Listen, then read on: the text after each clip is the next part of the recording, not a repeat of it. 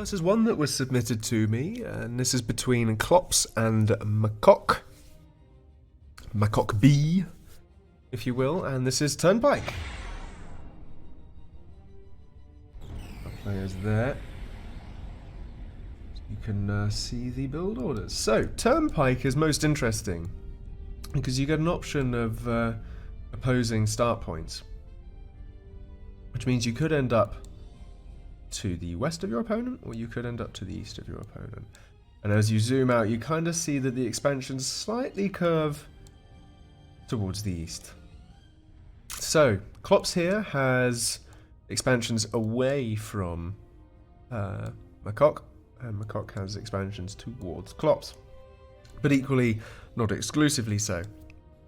And as we can see from their builds, Makocb, they're going into bots, vehicles, air. Going into a mix of air and vehicles later on, with a bit of bots later. After 2 Fabber start, Clopse instead opting for 3 with a Spark and a Pelican drop. And Blue going into vehicles. So usually you tend to see a big old fight down the middle here as the crow flies between the bases, but it's pretty open, whereas all the expansion tends to be fought over in this entire area to the south. So Clopse at the moment waiting with that before he scouts. And he's seen that there aren't any lonely expanding fabs that are unprotected. But we can see is a spinner and doesn't necessarily want to drop on top of it, because he will get shot down pretty quickly there, and Clopse trying to duck and weave a bit around those docks and the ant, but the ant coming out is just one thing too many. Meanwhile though, Makocb coming in with a couple of docks of his own. Clopse going very spark heavy. This is something I see a lot of on Turnpike, is quite heavy spark play because of the proximity of your expansions, and the tankiness of sparks means that they can deal with this sort of early raiding reasonably well, as long as both parties aren't wiggling like this. This is come on, there we go, unbelievable. But as they both expand down to the south there, we'll see some battle lines drawn both up the top and also between this sort of expansion here. I haven't seen a huge number of games played, so I don't know exactly how much tends to get played around the other side of the map and at the bottom 4 there. But I would imagine that with a high-level game like this, stuff will happen pretty quickly. But if you can get a sneaky expansion on the other side of the map, I would imagine that can go pretty much unchecked and result in a very large dividend. In comes the air there, having a little bit of a scout, looking for the Fabbers. Not looking for the army, for the Fabbers. It's got some protection with it to keep that bomber alive, but it was focused down by Makocb. You don't just need to let your air automatically go in and choose its own targets. You can micro them. Especially like that, you know, 2 hummingbirds can take down a bumblebee, even if there's a horde of hummingbirds protecting it. So, just that little bit of extra micro can make all the difference. This bumblebee here, though, that was bad control there with the air dominance still firmly in Clopse's court. These sparks way too slow to go in against the tanks. They ain't getting close. Clopse starting to expand away, but Makocb is on the hunt.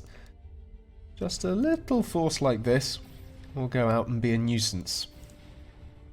And you'll notice what neither of these players are doing is keeping their army in their base. All of their units are out doing things. Whether it be looking for expansions or positions, or going and raiding and harassing, either way, it's always out and doing something. You'll also note now with Makocb, he's got expansions going off in 2 different directions. We've got a single fab there, and then a Fabber train up to the north. Likewise with Clopse, we've got these guys here assisting this factory out to try and get him some drifters, and then we've got some fabs in other locations as well. You don't need to go overboard on fabricators. You need to make sure that your economy can actually handle it. And as the moment you start stalling because you're building too many fabricators, well, exactly, you got too many. Right here, Clopse needs to bring in his heir to support his army there, and he's doing so. Makocb not hanging around. Doesn't want to if he doesn't have to. Sacrificing his own army there for a little bit of a run on Makocb is Clopse. Still expanding in multiple locations now. And you'll also notice not a lot of static defense is happening. Mostly factories are the expansions. Got one coming up there. You got one down here, holding this choke. And T2 begins. The factories will allow units to roll off near those expansions and defend them themselves, while also using your economy. So Clopse at the moment struggling for power a little bit, using his commander to just continue to get that up. But his expansion is much greater than that of Makocb. Going for more fabs. Can Clopse get his heir there in time? I don't think so. What happened to Clopse's heir? Gone. Where did Clopse's heir go? Would have taken a bad engagement, I would imagine. There's a Galata warding off those bumblebees, keeping those fabs alive.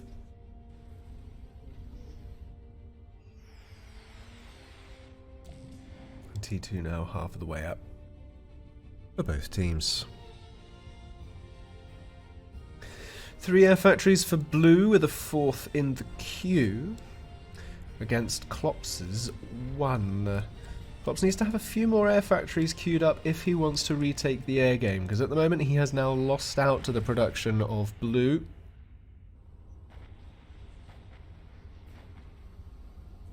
And as a result, he's going to start to need to put in more spinners into his forces, and he's already got up 3 in this army. Not wanting to push out just yet. Maybe waiting for a few more units to come off the production line there. Gonna lose these mechs down here. Coming down a peg. Blue now taking the lead on metal. And has his T2 bots up. T2 vehicles also up now for Clopse. Clopse not wanting to push out until the T2 is ready. That was what it was. In come a couple of levelers. He can answer this with his commander and then go and replenish it with a few bot fabs. It's not a problem. These guys, though... Ah. 3 fabs down. Unfortunately, those guys can assist out the T2 factory. The commander now going to go and replenish that. And he'll act as a little bit of a sturdy defense for that weaker flank down there. Meanwhile, scout coming in from Clopse. Bomber trying to find some fabs. Unfortunately, miss micros and drops the bombs on the factory rather than the fabricators. That was a bit of a whiff for Clopse there, unfortunately. Fab counts 22 for blue to 8 to Clopse. Factories 8 apiece. But here we go. This force could be really good for Clopse if he micros it well. Got some slammers coming up defensively. This Blue Hawk and Gilly here, these guys are going to be the MVP if they can hide behind the hide behind the buildings. And focus down those levelers. That'll be pretty mean and nasty. Clopse though bringing out a sheller. This is... oh wow. Okay, is Blue just going to press in? Is Blue going to press in and Clopse going to sort of curve around this mountain? Is that what's going to happen here?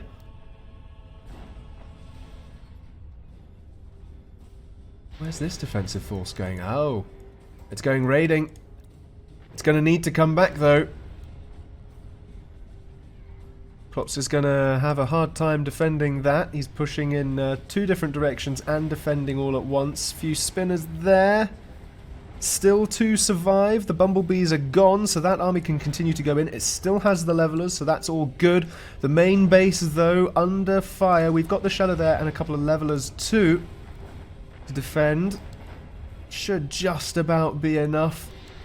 Forcing Makocb to rethink and reposition his army, stretching it out across the line there. Clopse just coming round the back. Not phased. He's like, yeah, I can defend against your nonsense any day of the week. Slammer's down. The factories did not last long on that side of the planet there. I'm just going to go around and mop up all of this as Clopse. Meanwhile, pushing into the main base as well. The army counts looking very, very similar indeed, and as are the ecos. But here, only a T1 army to respond to these levelers, except the Blue Hawk.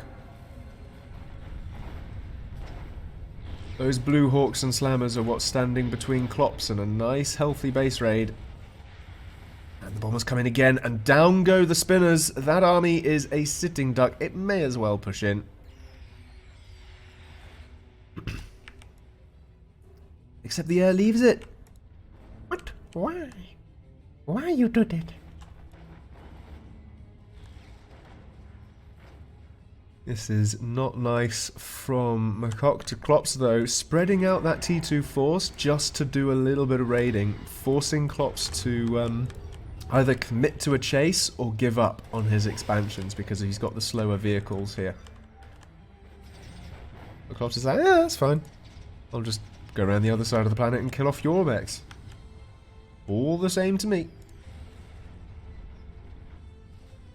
So while it seemed like Makocb was getting a lead there for a little bit, being brought back down a peg now. So rerouting to the south to come back and defend. He's going to need a few more fabs to go and replenish his mechs in both of those curved mountain areas.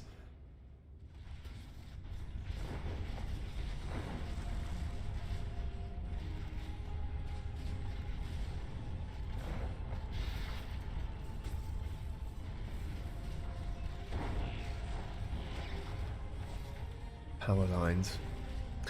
Always try to keep them in your base if possible. Clopse is floating power, so it's not too much of a worry for him, but still, might well have had plans for that power. And certainly earlier on, if you can get into a power line, you can stall someone's entire economy. Here we go with Makocb. Just a few T2 units just dotted around. Has been able to take out all of Clopse's expansion. Clopse now has to push in and try and replenish his expansion somehow with his commander against T2 units, which is never a good idea. But closing in on Makocb's commander here is Clopse. Can Makocb make something happen here? He's got air, he's got units inside. He's being squished though, he's being sandwiched. Can he defend both adequately? The commander is the priority, hence the move to the west. Take out the levelers and they'll be fine. And now back into the base. The base that was. The base that still could be. But as Clopse rolls through it, I'm not convinced.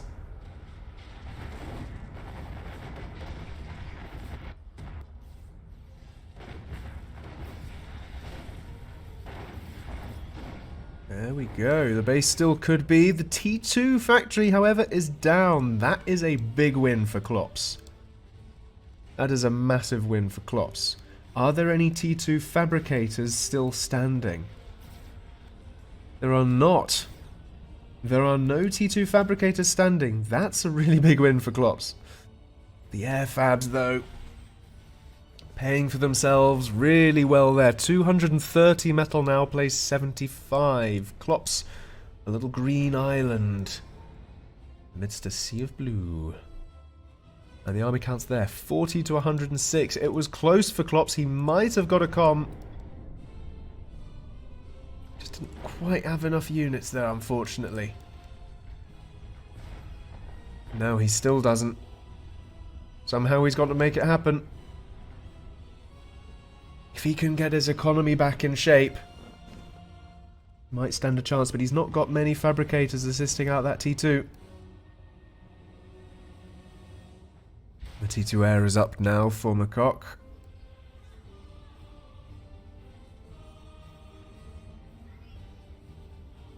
Which is a sneaky transition. Hornets there looking for the commander snipe and also for taking out levelers at range. It's a sneaky transition there. Is Clopse aware of it? Not at all. Clopse doesn't even know that the T2 bot factory's dead.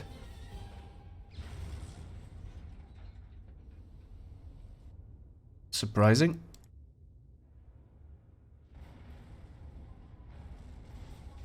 But in comes the air. He sees the T2 air factory.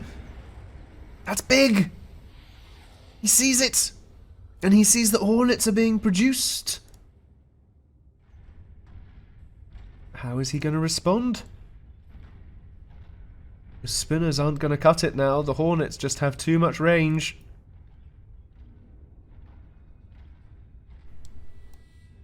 Somehow he's got to get in there for a commander snipe. Is he going to go boombots? It's possible. That commander is very, very open indeed.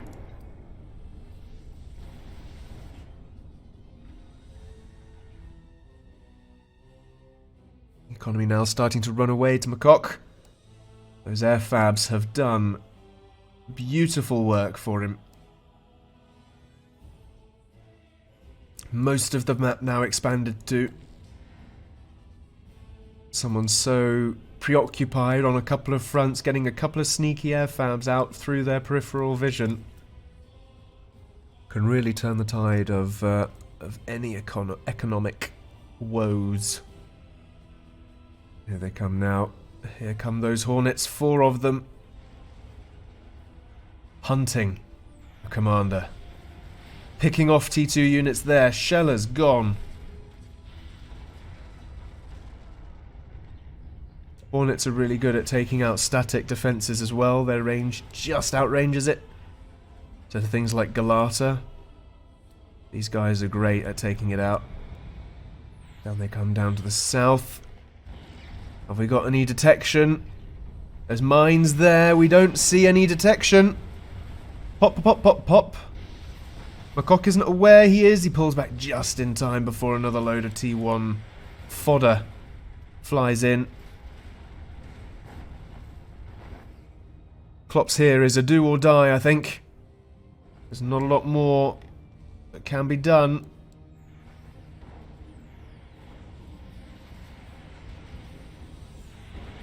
There you go, taking out that Galata from a distance. Nasty stuff.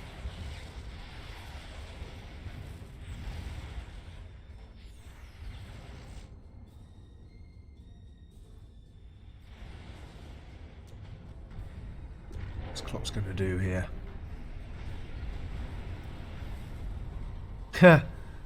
Popping up so much Galata just to try and preoccupy the Hornets. As his army pushes out, he has got a sizable army here. Bigger, rather. A bigger army than this T1, but worms are out on the field now as well.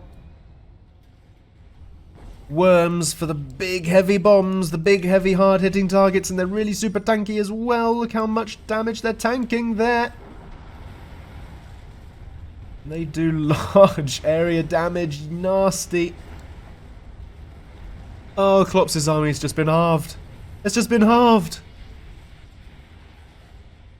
That's the GG, surely. And it is. Well, the moral of that story, folks, is expand.